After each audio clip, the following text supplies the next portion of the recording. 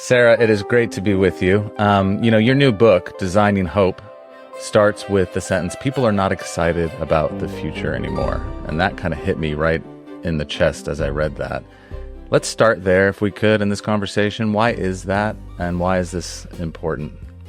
Oh, I love hearing that it really got to you. That's fantastic. Thank you for sharing that. And thank you for inviting me on, by the way. So I think this could be a very, very long answer, almost an endless answer. I'll pick out a few factors maybe, and we can go from there.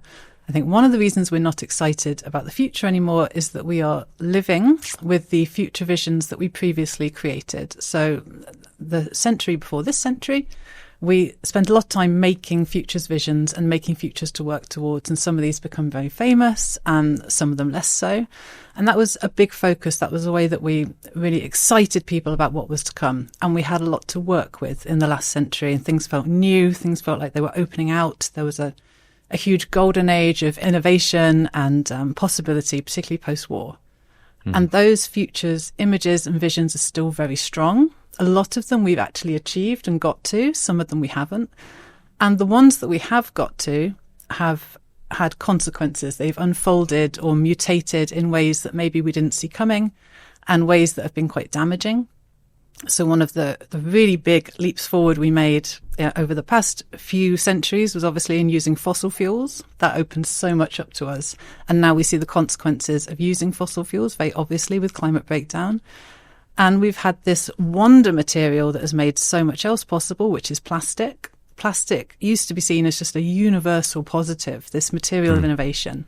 And now we know the consequences of plastic in waste and pollution and the health crisis. So some of these futures that people had previously been so excited about have diminished or have actually damaged us. And we also don't have this same appetite for replacing those futures that we worked towards and achieved. We've not created new images of the future or new futures visions to kind of move on from them. And to some extent, I think we don't want to. And to some extent, I think we can't. And there will be lots of reasons for that. But then one of those really big reasons that we do need to kind of reckon with is social media, and particularly the news feed. So not necessarily lovely posts from your friends and family, but this constantly replenished news feed that we now all face on our phones and on our screens. And that keeps us in this kind of slot machine mentality of always reaching for the next new thing and living in this permanent present. And I think when you live in this absolutely engulfing amount of news and information and hot takes and stories and images, our brains find it very difficult to make space to think about the past and to make space to think about the future. And so we don't have this long-term view in either direction because we're now so stuck in the present.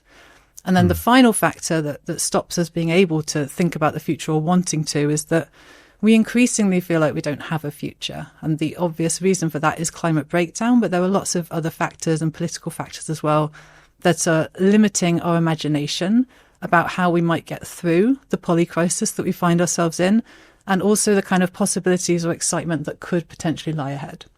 Wow, you've just laid a very rich agenda on our plate. Thank you. That was brilliant. I love this insight around the kind of the present and how addictive that's now become. Yeah. We all know why we are here. You know, you can see all the things that we're here. Why haven't we kind of stopped that? Why have leaders not stepped in and said, look, we need a better vision? Because this seems to be happening at so many different levels. It's happening at an organizational level with businesses, even charities, and certainly political leaders. Why is there this kind of system level inertia around the future? I think to some extent because there is a feeling that it's not possible, and that anything that would be promised would be unrealistic and potentially not achieved.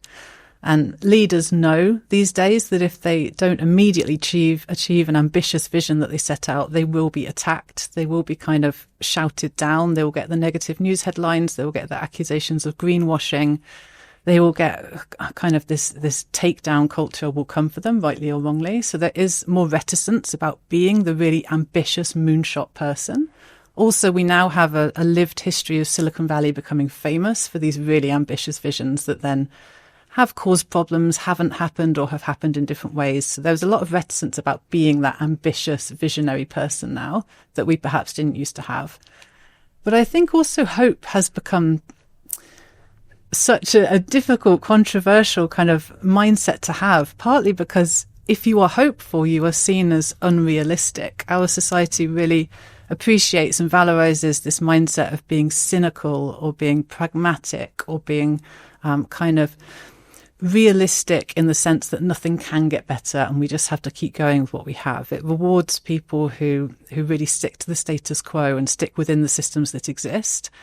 And it's very suspicious of people who offer something genuinely different, because something genuinely different is revolutionary. It's a huge amount of change. It's a huge commitment to the possibility that things could be different, radically different. And we don't make space for those kinds of thinkers in the way that we perhaps did anymore. So we've encouraged leaders to become pragmatists over everything else. I think possibly that's the way that the system has kind of worked, rather than any one person or group of people planning this or thinking, oh, we should actually really disincentivize hope. It's kind of happened as a result of the way these systemic forces have come together. That's really interesting, because it would seem to me that even in a more practical level, you'd have to have a bit of hope about what the outcomes could be to motivate people to action, wouldn't you? Yeah, I think hope is actually really practical, and I think hope is really realistic, and I'm perhaps a bit unusual in that. I have some problems with this really controversial position that hope has now taken up, partly because I published a book called Designing Hope, and so people kind of expect me to be this persona that is a representation of hope and kind of solve all their problems and be really, really sunny and optimistic and positive. And I don't think that's what hope is. I don't think it's relentless positivity. I think it's so much more nuanced. And actually, I get this question so much around what is hope that I carry around definitions to kind of throw at people. So the really relevant one, I think, I'm quoting Seamus Heaney here, who says, hope is not optimism which expects things to turn out well, but something rooted in the conviction that there is good worth working for. It's as simple as believing that things could be better, not necessarily that they will be better. And that the role of people is to be ingenious and work together and try to make things better. So I think if hope isn't realistic, that's an incredibly bleak society that we've created. And you're not a futurologist in the classic sense, but there are a lot of people in your field who are creating futures that have quite a lot of dystopia in them, and there's a lot of fear at the heart of those things. And they're kind of arguing that's essential. They're taking the realism to that next level of that people only change at the last moment when the facts completely outweigh the resistance. What's your thoughts on that? I think the central challenge is that dystopias are great and we love them and we're really drawn to them and they make for really, really good stories. So the last minute change, kind of the hero coming in and saving the day or making a really last minute decision, is an incredibly good narrative and we love it. And so one of the things I do in the book is immediately break down this idea, this binary we have around the future of utopia and dystopia. Utopias, we think we want them. We think utopias are perfect. But I think the reality is not only is utopia impossible, like definitionally impossible, it's going to be really boring to live in. So is it worth aiming towards?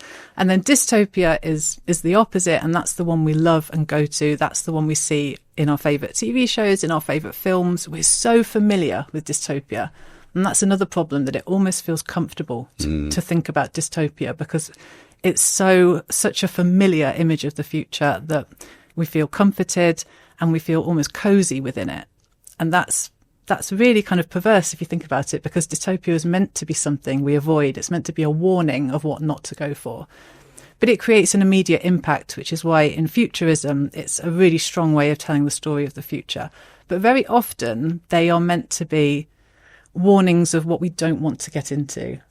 But only then do we transform them into things that we think are aspirational. So all of the dystopian TV shows have then inspired tech companies to go out and make the things from the dystopian TV shows, which is kind of the opposite of what they were intended to do. So all of this to say that I think we need a third option that goes beyond that binary. And that third option has been really usefully provided to us by two really great futures thinkers. It's called Protopia. I know you've spoken to both of them before. So Kevin Kelly coined the word Protopia, or proposed it, back in 2011. And I always want to get his definition exactly right. So he says Protopia is a state that is better today than yesterday, although it might be only a little better. And then another futurist, Monica Bielskita, came along in 2021 and kind of expanded and reworked and challenged this definition.